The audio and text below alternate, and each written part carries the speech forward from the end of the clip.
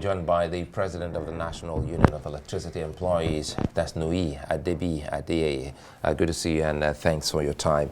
Well, that's one move that many Nigerians will be excited about. But again, the meat of it all is that the NEC chairman has said they will go back to the president. But how do you explain the rationale behind what's happening at the moment? Because it doesn't look like NEC is being able to offer some form of reason to your agitation on behalf of Nigerians on the day. Thank you for having me. Thank you very much. I want to say that at the moment, the label has spoken. And we know what is happening presently in Nigeria as regards the prices of electricity. And we have seen it all, that there's no how average Nigerian can meet up with this kind of tariff. The business owners are crying. There's no, it will not affect job. There's no way you can sell what you don't have. First of all, you don't have the generation capacity to increase tariff hike. Secondly, it is untimely at this present situation in Nigeria we find ourselves. Unfortunately, there was no proper consultation.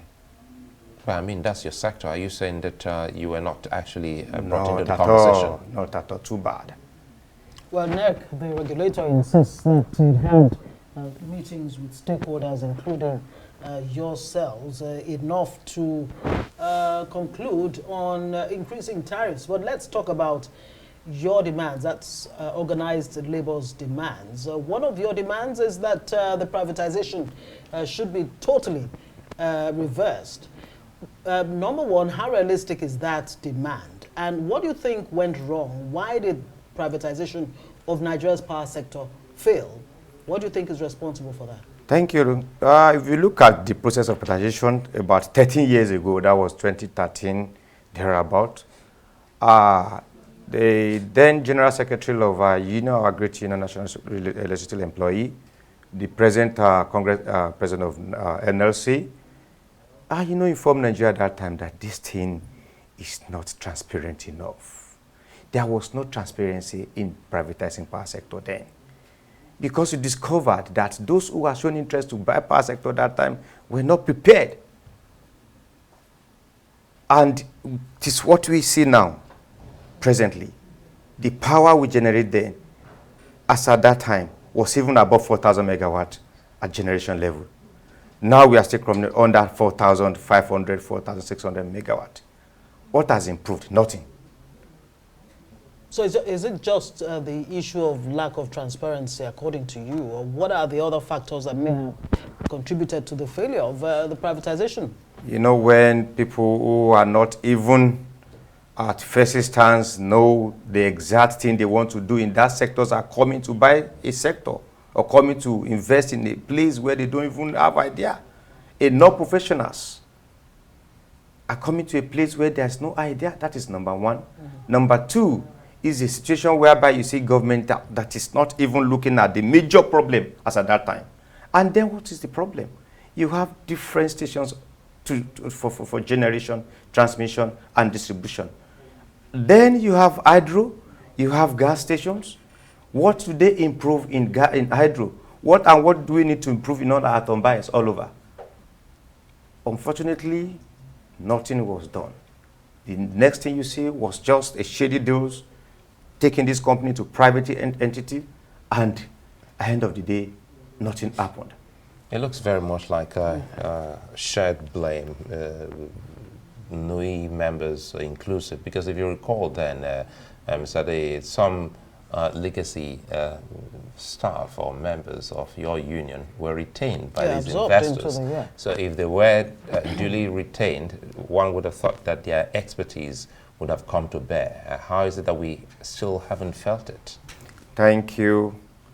If you are claiming about some staffs that were retained then, this does not happen in all the 3 tiers of this power sector we are talking about. It only happened in TCN. That's Transmission Company of Nigeria. if you look at distribution, you see now they call some ambassadors and some legacies. And the ambassadors, you see, they are even more than the legacies. Do you understand? And why are we even having legacies? Or, you see, if you are working in this kind of a sector, it's a critical place that you should know that what you need is just to understand the problem and know how to solve the problem.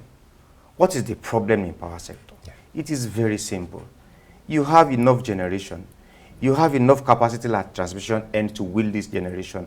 And at the same time, the people that will receive it at the end of distribution should have enough capacity to distribute to consumers.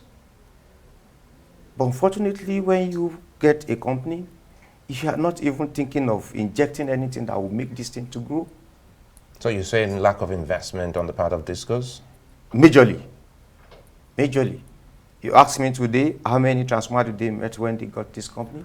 What if you see customers outside today, ask them, how do you manage your power in your area?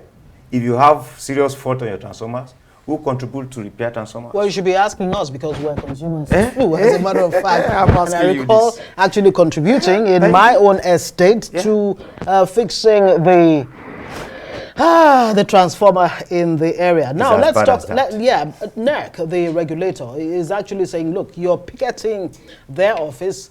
Maybe ill-conceived because they are not the ones to really address the issues by organized labor.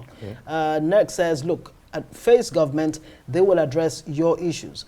In the same vein, NERC is saying, look, we're looking at other, areas to look for, other sources of energy.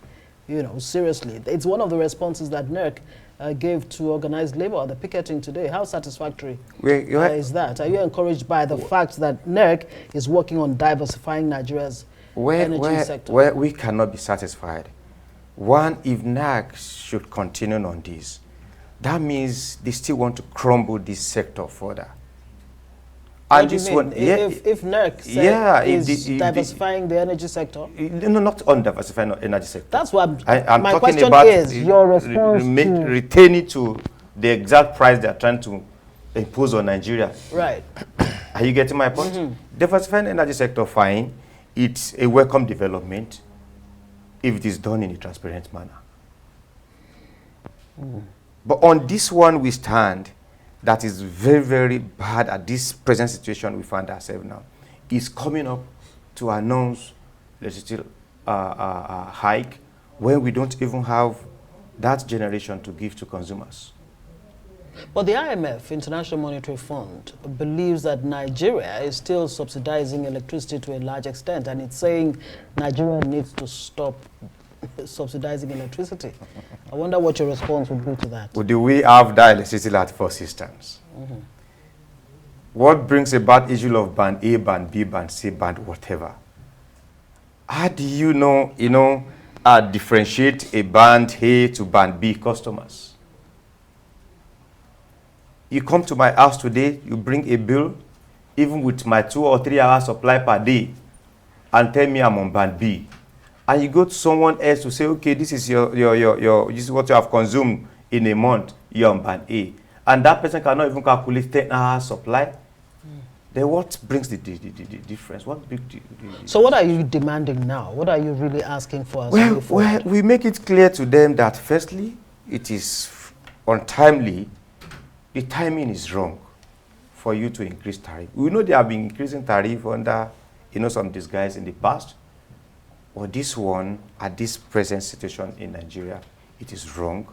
And we are asking for reversal immediately.